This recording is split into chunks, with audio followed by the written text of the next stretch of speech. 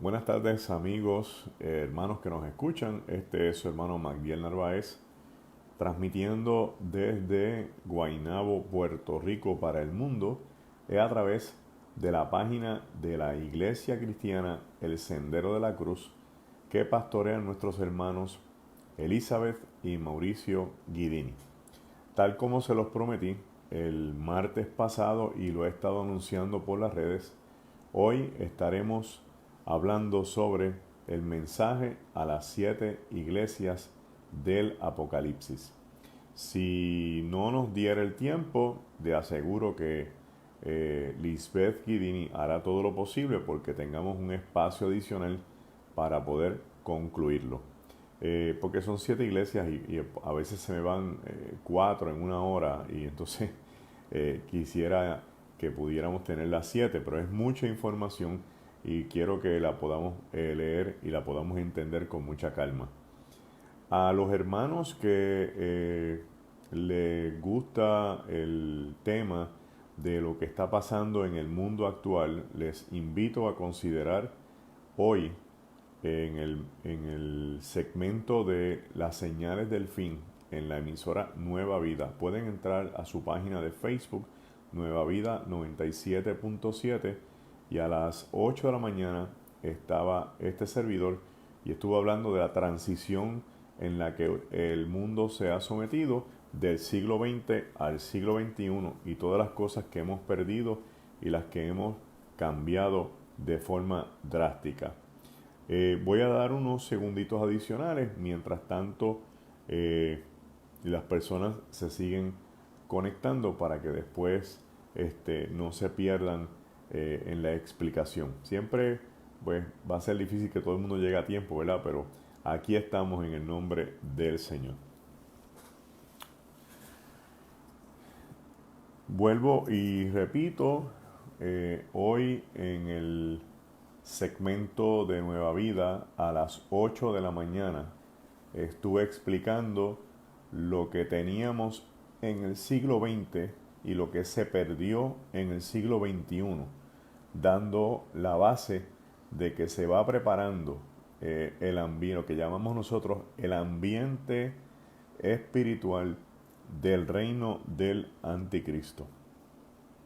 Eh, Muchas cosas han cambiado de forma drástica y para mal y nos han pasado por el frente de la iglesia y necesitamos con urgencia despertar al mundo y a la sociedad que nos ha tocado vivir. Bueno, como dicen por ahí, nos vamos en fa. En el capítulo 1 del libro de Apocalipsis, del cual hablamos a saciedad el martes pasado, tenemos una introducción de parte del apóstol Juan, incluida posteriormente en el libro, y después tenemos del verso 9 en adelante una visión que Juan tiene con uno llamado el Hijo del Hombre.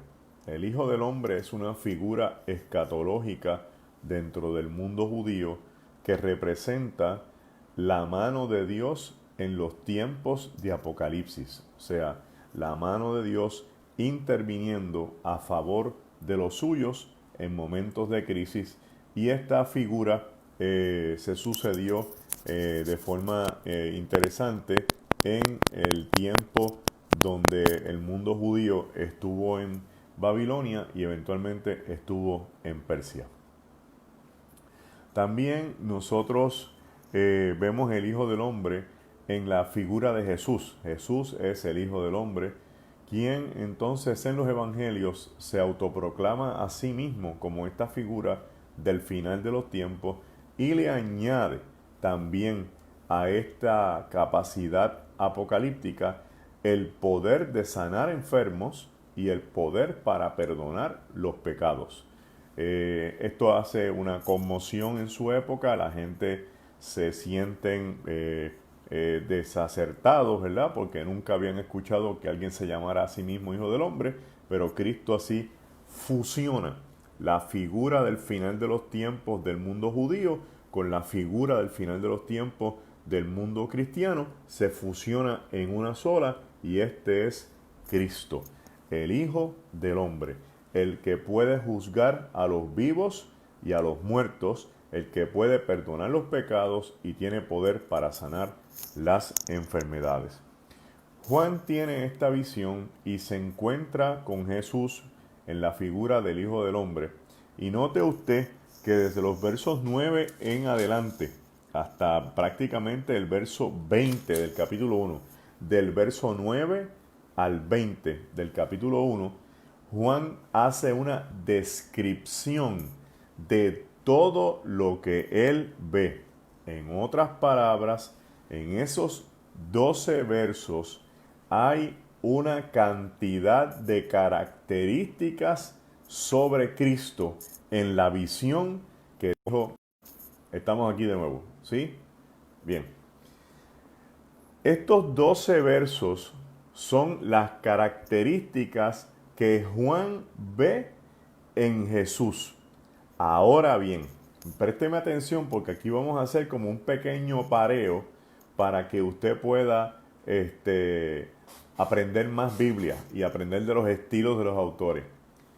En una columna usted va a poner las 7 iglesias: Éfeso, Esmirna, Pérgamo, Tiatira, Sardis. Las va a poner todas las. En una segunda columna usted va a escribir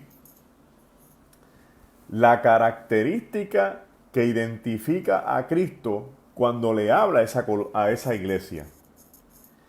Y la tercera columna va a ser dónde está esa característica en la visión de Juan. Vamos a hacer un ejercicio para que usted la pueda ver en el terreno de la Biblia. Dice el capítulo 2, el mensaje a la iglesia de Éfeso. Escribe al ángel de la iglesia, eso es el pastor, en Éfeso, y dice: el que tiene las 7 estrellas en su diestra, el que anda en medio de los 7 candeleros de oro. Hasta ahí. Ahí usted tiene 2 características de Jesús, que son las que están en la iglesia de Éfeso y no va a estar en más ninguna iglesia. Pero si usted se va a la visión de Juan, en el verso 20 va a leer: el misterio de las 7 estrellas que has visto en mi diestra y de los 7 candeleros de oro, y las 7 estrellas que son los ángeles de las 7 iglesias, y los 7 candeleros que has visto son las 7 iglesias. Dando a entender que la característica que vio en Cristo a este que tiene el candelero de oro de las 7 estrellas es el que le está hablando a Éfeso. Fíjese que no se usa la palabra Jesús, ni se usa Jesucristo ni Cristo. Se usan las características de la visión para hacer el encabezamiento de cada iglesia. Y como es el encabezamiento de cada iglesia, usted va a ver que ninguna característica se mezcla con uno ni con los otros, sino que hay unas características para Éfeso, otras para Esmirna, otras para Pérgamo, otras para Tiatira, otras para Sardis y otras para Filadelfia y la Odisea. Cada iglesia tiene un par mínimo de las características de la visión de Juan en el capítulo 1. Y esto se hace para proteger el libro y que el libro llegue a cada iglesia y a cada rincón del imperio, el norte al sur y del este hasta el oeste, sin que el imperio se meta por el medio acusando a Juan de escribir literatura en contra del imperio romano. Ahora bien, para los que les guste desmenuzar los textos bíblicos, tenemos entonces que cada carta tiene una estructura similar. Mire, el encabezamiento es distinto porque es personal. el contenido es para cada iglesia, pero cada carta tiene la misma estructura. O sea, que usted puede leer todas las cartas y va a encontrar el mismo orden en que se escribe. Primero, tiene un encabezamiento. Escribe al ángel de la iglesia en Éfeso, y entonces después la característica de Jesús, que es el que anuncia el mensaje a la iglesia. Después de la característica, el Señor viene y hace una evaluación de las cosas buenas de cada iglesia.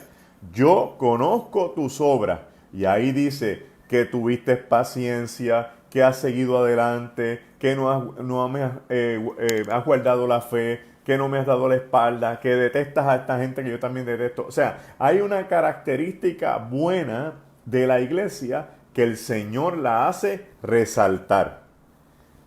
Segundo, hay una evaluación de algo que no está bien y que merece mejoramiento. Es decir, que dice, pero tengo algo contra ti. Y ese algo contra ti es un señalamiento que el Señor lo pone al relieve para que la iglesia que está recibiendo el mensaje no tenga opciones de seguir haciendo lo mismo y sea confrontada para hacer lo que el Señor le está pidiendo. Quiero hacer un alto ahí en ese momento, porque yo necesito explicar algo que tiene que ver con las profecías de juicio. El Dios al que usted y yo le servimos es un Dios que cuando emite un juicio sobre algo que no está bien, siempre da la oportunidad para arrepentirse. Dios no tiene ningún interés en dar un anuncio de destrucción sin buscar la manera de que el ser humano tenga la oportunidad de cambiar la conducta y volver al camino de la fe. ¿Por qué? Porque a Dios no le interesa enviar gente al infierno. La gente se tira al infierno ellos mismos. La gente lo que hace es que se condenan. Juan 3:17 dice, y el que no creyó ha sido condenado. O sea, las personas tienen de frente la salvación. Las personas tienen de frente la forma de hacer las cosas bien, y Dios se las recalca diciendo, mira, tengo algo contra ti, pero si te arrepientes, yo te sano. ¿Ve? Entonces Dios da la salida para que haya un mejoramiento. Lo vamos a ver en el mensaje a las iglesias con más calma para que usted lo pueda apreciar y lo pueda disfrutar. A mí me encanta saber que Dios siempre es un Dios de oportunidades para que la gente se arrepienta, que a Dios le interesa en el último escenario que los seres humanos podamos estar bien con Él, en armonía, para poder llegar al reino de los cielos. Y acuérdense que este es el mensaje a las iglesias, y la iglesia es el máximo cuerpo de Dios en la tierra. Es por la cual Jesucristo se entregó en la cruz del Calvario. Ahora, vamos, antes de entrar a cada iglesia, a dar un par de formas de cómo se ha interpretado el mensaje a las 7 iglesias. Tenemos 3 formas. Hay un grupo de teólogos que dice que este mensaje a las 7 iglesias es la historia de la iglesia, desde la iglesia primitiva hasta la iglesia actual, y que cada iglesia representa un periodo dentro de la iglesia, empezando con la iglesia primitiva, que sería equivalente a la iglesia de Éfeso. Seguimos con el mensaje de Esmirna, que es la iglesia del año 300 al año 500, y seguimos por ahí y vamos encontrando periodos de historia asociados con periodos eclesiásticos. Las personas que les interese leer más sobre este tema, el mejor libro que explica esto se llama Historia del Cristianismo e Historia del Pensamiento Cristiano, de el buen amigo y mentor Dr. Justo González. Además, Otro grupo de gente piensa, otros intérpretes piensan que no, que lo que pasa es que este mensaje de las 7 iglesias representa los 7 individuos o los 7 tipos de personas que pueden coexistir dentro de una iglesia. El que perdió el amor, el que le gusta estar adorando imágenes, el que le gusta estar coqueteando con el mundo, el que es tibio, el que le gusta lo material, y que esa iglesia representa a estos individuos dentro de cada congregación. Y si uno lo mira, las dos teorías que le he dado hasta ahora cuadran bastante bien y son bien interesantes. Ahora, no es menos cierto que estas 7 iglesias existieron y que las 7 iglesias estuvieron en el Asia Menor, en el área donde es el sur de Turquía y el oeste, que es donde está Éfeso, y que es la ruta de muchos cristianos del siglo I que huyeron de la Palestina o de la Judea en dirección hacia el norte, pasando por Antioquía y llegando a esta región llamada Asia Menor. Se formaron estas iglesias. Quiero corregir algunas cositas que se han dicho por ahí que no están del todo correctas y me preocupa mucho. Cuando se habla de iglesia, lo que están hablando no es otra cosa y se refiere en gran manera a la asamblea, a el elemento de la reunión del grupo, de las personas que creen en el mismo concepto. No tiene nada que ver con asuntos de templo o de templos o de construir estructuras. Realmente lo que se quiere aquí es que la gente sepa todos los que se reúnen forman una asamblea, y en griego la palabra se llama eclesia, la reunión de los que creen en lo mismo. Es lo llamado congregación, el elemento de congregarse, el elemento de estar todos en una misma armonía. Ahora bien, esto implica que cuando la gente dice la iglesia de Éfeso, no es que allí había un templo y la gente estaba dentro del templo. Es que allí se congregaban personas dentro del templo y dentro de la reunión. Y la reunión se le llamaba entonces la eclesia. Y cuando decíamos la eclesia de Jesucristo, estamos hablando de la asamblea de los que creen en Jesucristo. Habiendo dicho eso, vamos a empezar con cada uno de los 7 mensajes a las 7 iglesias. El primer mensaje le toca a la iglesia de Éfeso, una iglesia poderosa que se encuentra en este momento en el área de Turquía. Y estando allí, es una iglesia, es una región griega progresista que tiene mucho poder económico, pero también tienen elementos sociales que traen a la cultura donde la gente se ve posiblemente persuadida por el elemento cultural para la situación de las estatuas del mundo griego y el mundo romano. Ahora bien,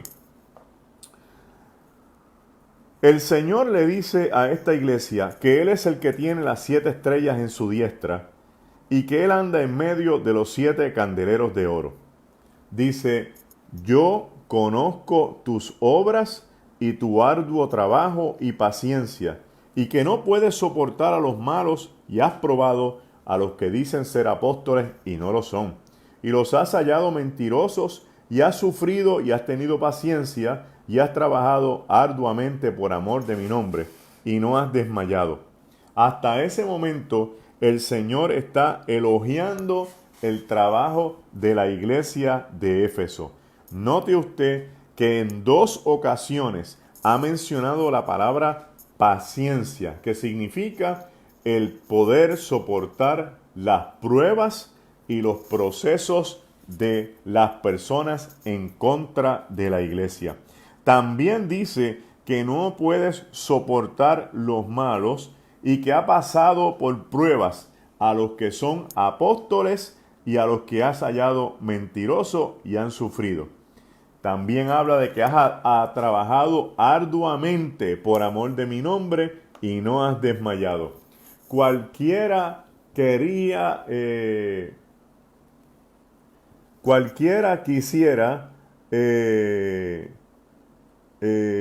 ¿cómo les digo aquí? Estar en esta iglesia.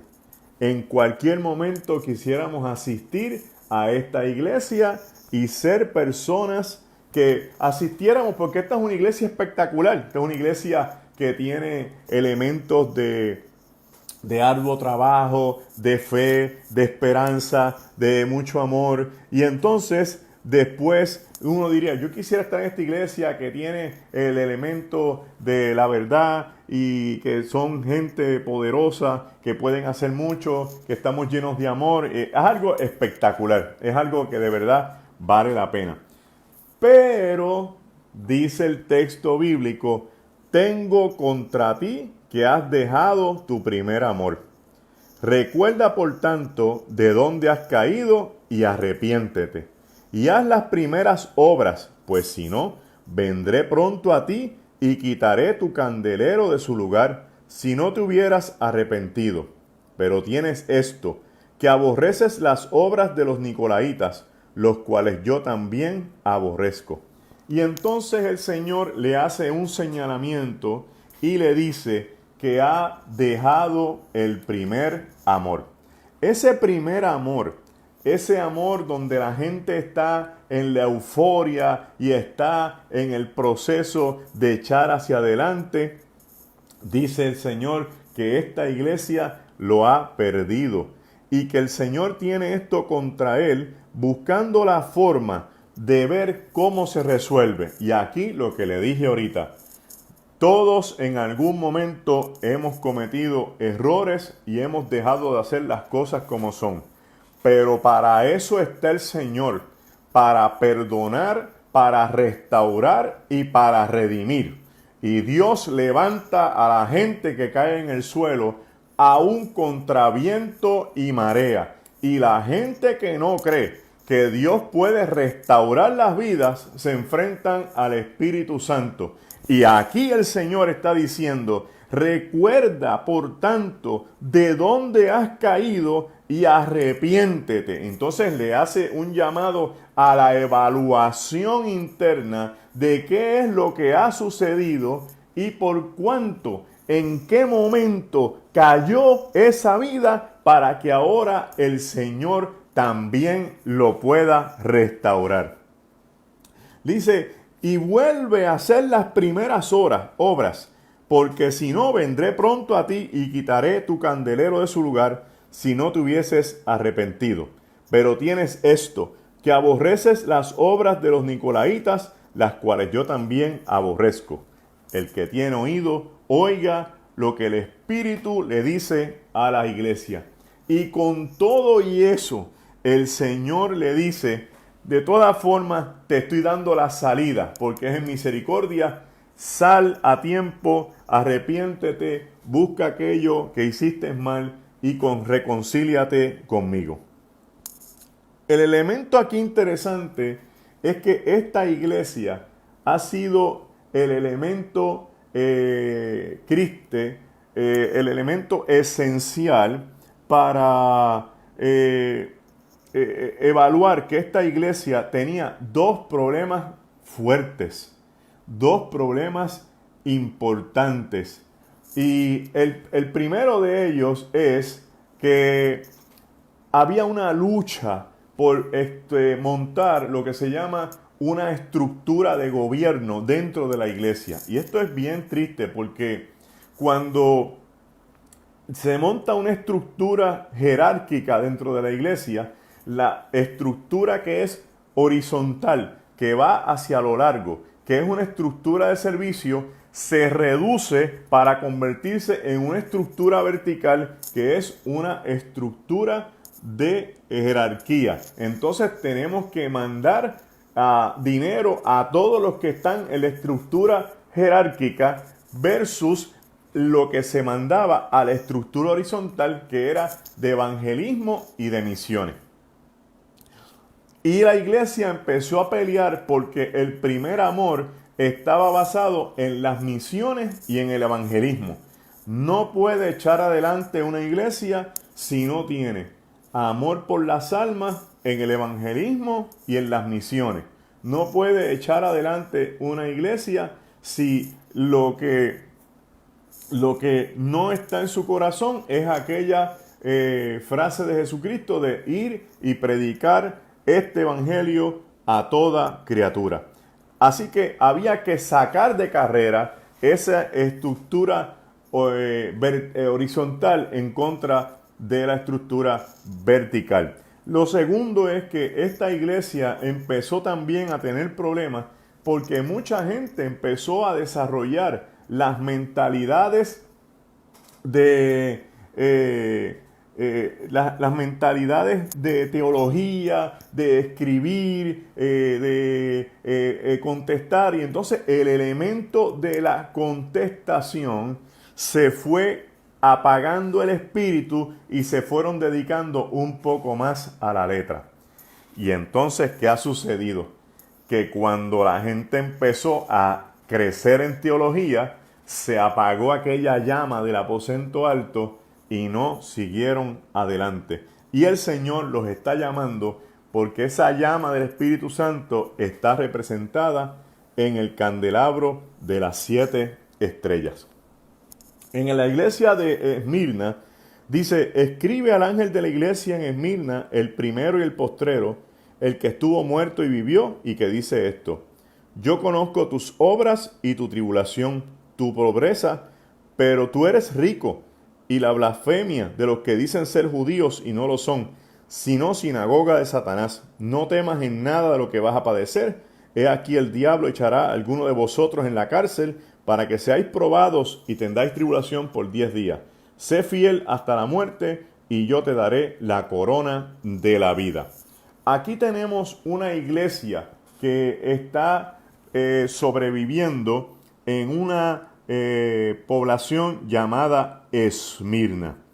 Esmirna era conocida porque era una ciudad que estaba rodeada por muchas columnas y todos, por muchas colinas, y en todos lados de la región se levantaron templos y se levantaron estructuras para los dioses paganos.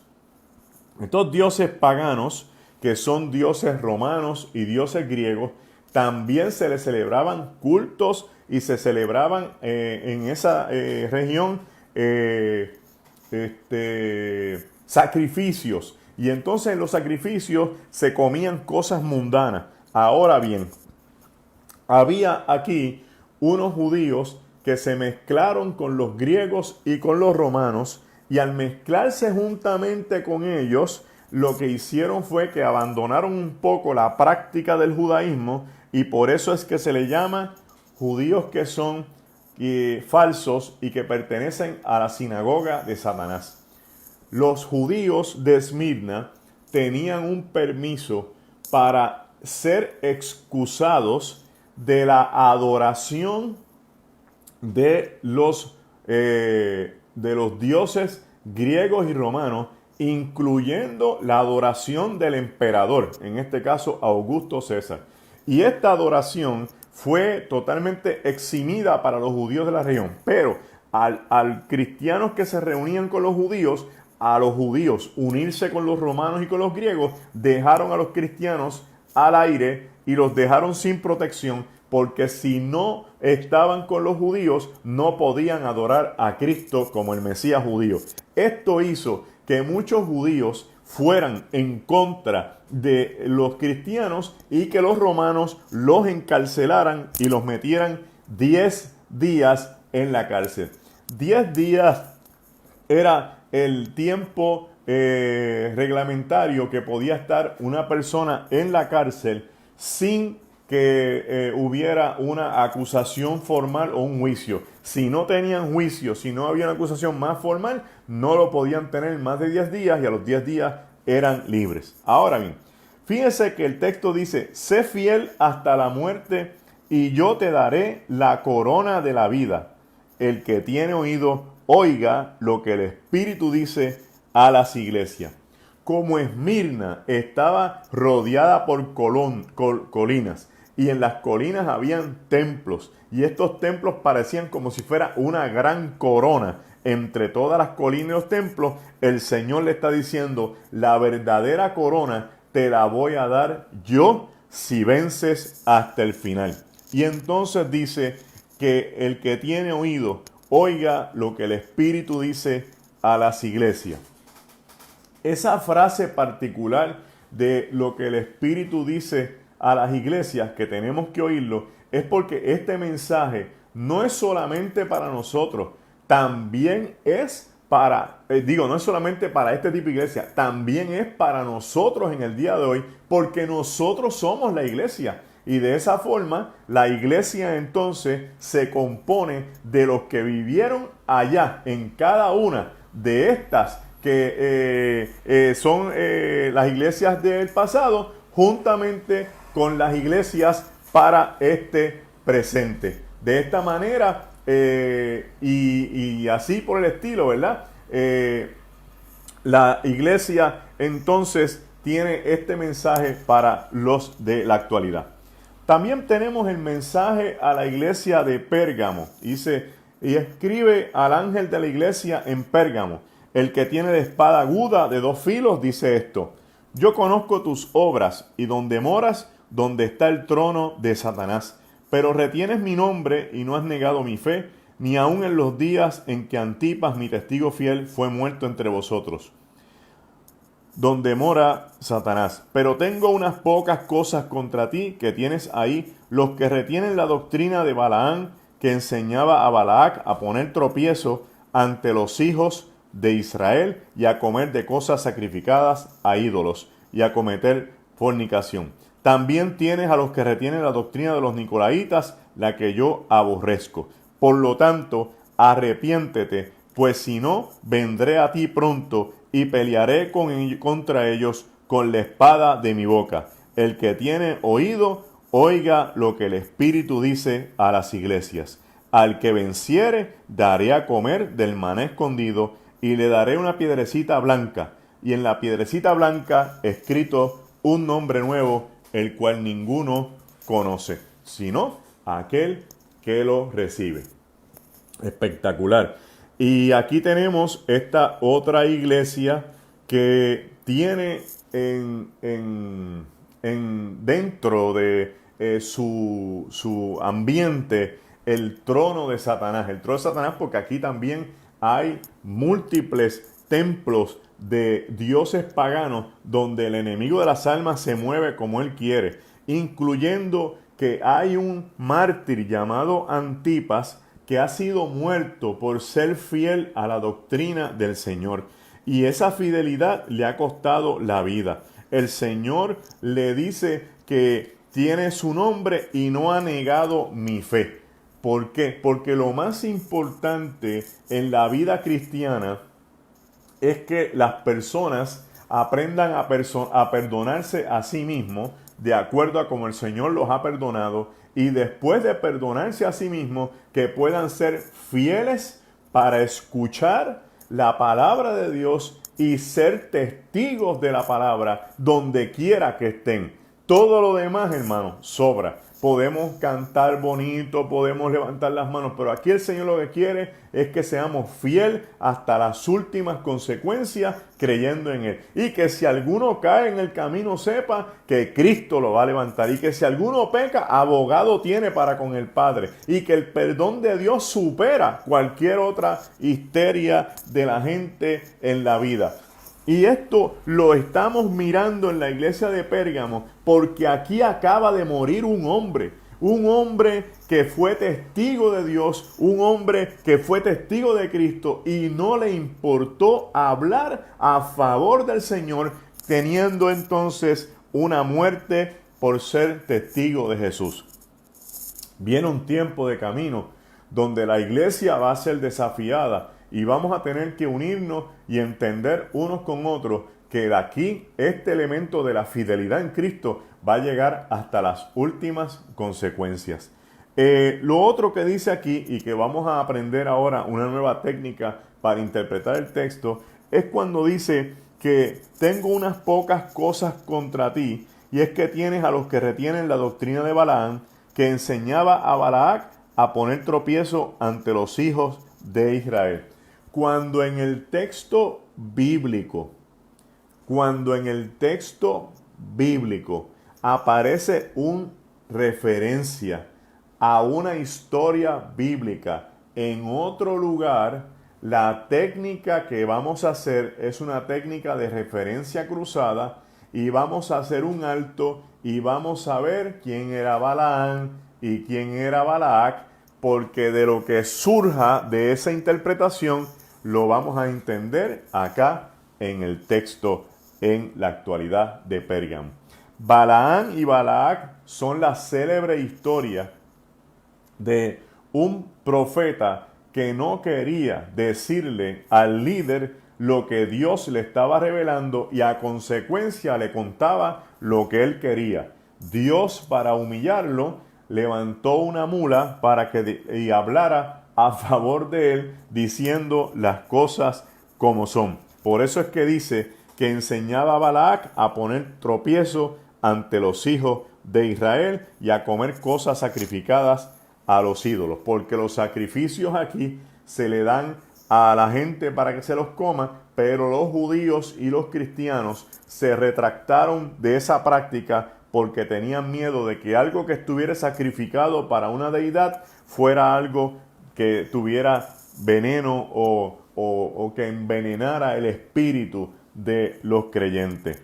El Señor también le dice que han retenido la doctrina de los nicolaitas, a los que él aborrece, y que por tanto le pide que se arrepienta, pues si no, vendré a ti pronto y pelearé contra ellos con la espada de mi boca.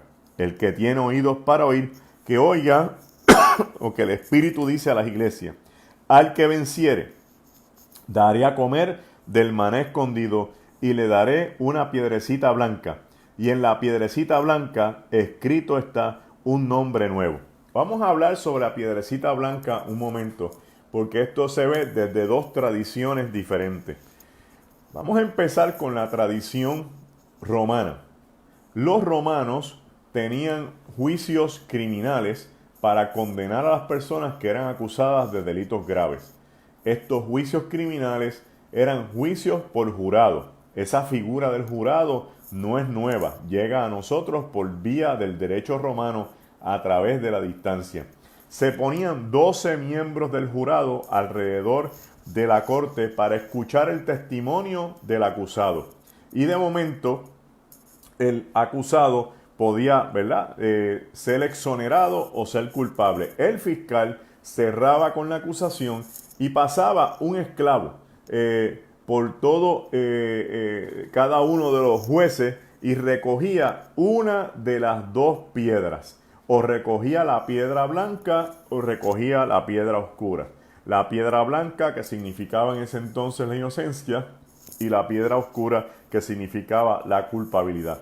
Si el esclavo al final lograba contar más piedras blancas que piedras oscuras, entonces el acusado era inocente. Pero tiene que imaginarse usted que esta no es una época donde hay internet, donde hay Twitter, donde hay Facebook. Así que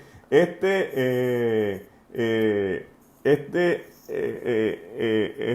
proceso criminal lo que hacía entonces era que para cuando de momento el acusado era libre, se cogía una piedra blanca, una piedra blanca, y en esa piedra se escribía el nombre del acusado, que ahora es inocente, se escribía el día del juicio, el veredicto y el nombre del juez. Y él andaba con esa piedra blanca por todos los lugares, y donde quiera que la gente le quería recusar, cuando la gente le ponía un dedo encima y le decía, tú eres el culpable, tú eres el hipócrita, tú eres el que hiciste esto malo, él lo que enseñaba era la piedra blanca y decía, no, a mí me hicieron un juicio y yo salí inocente.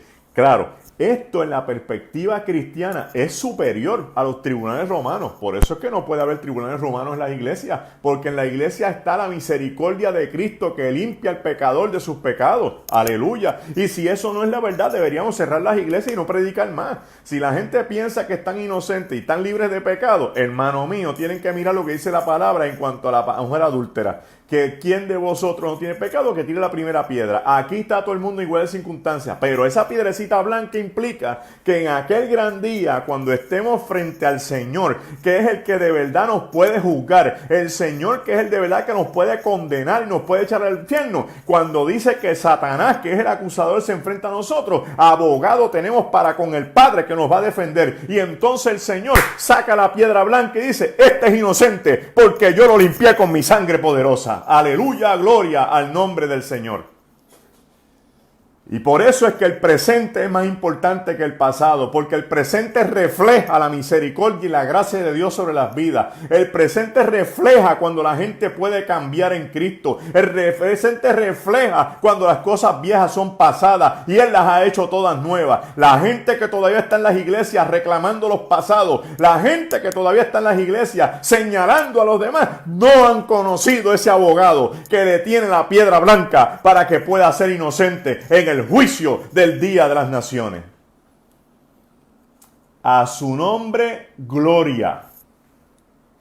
La otra interpretación de la piedrecita es cuando los griegos hacían una fiesta y como aquí no hay papel, no hay imprenta, no se podía imprimir las invitaciones, así que se mandaba una piedra blanca con el nombre de la familia, el día de la fiesta, y la gente llegaba a la fiesta y presentaba su piedra blanca. Y cuando presentaban la piedra blanca, mira, aquí están los Narváez, entren por favor. ¿En qué momento de la historia de la Biblia existe una fiesta donde todos nosotros vamos a estar? Por lo menos todos los que han sido perdonados por Cristo y todos los que se han perdonado con los demás. ¿Dónde está esa fiesta? Esta se llama la fiesta, las bodas del Cordero. Y la salvación es la piedra blanca que tiene tu nombre y que solamente tú lo vas a saber para cuando pasen listas, tú presentes tu piedrecita blanca y digas, yo soy lavado por la sangre de Jesucristo y su misericordia ha sido nueva todos los días. Bendito sea el nombre del Señor. Gloria a Dios. Esto está bien bueno, hermano. Y de momento viene y estamos en el mensaje a la iglesia de Tiatira. Y escribe al ángel de la iglesia en Tiatira, el Hijo de Dios, el que tiene ojos como llama de fuego y pies semejantes al bronce bruñido, dice esto: yo conozco tus obras y amor y fe y servicio y tu paciencia y que tus obras postreras son más que las primeras.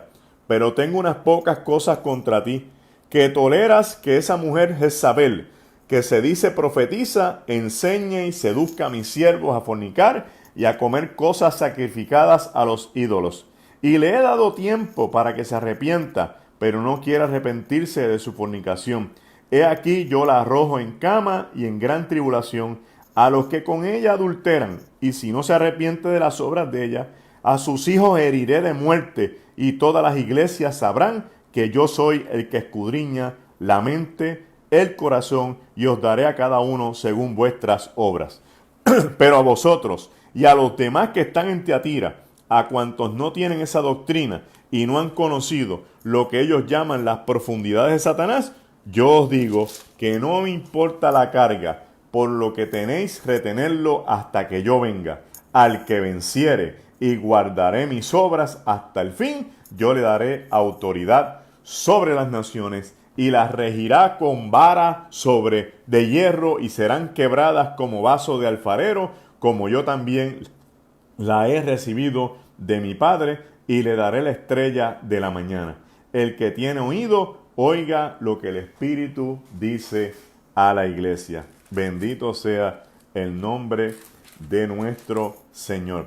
La iglesia de Tiatira dice que el Señor conoce tus obras, tu amor, tu fe, tu servicio, tu paciencia, y que tus obras postreras son superiores a las primeras.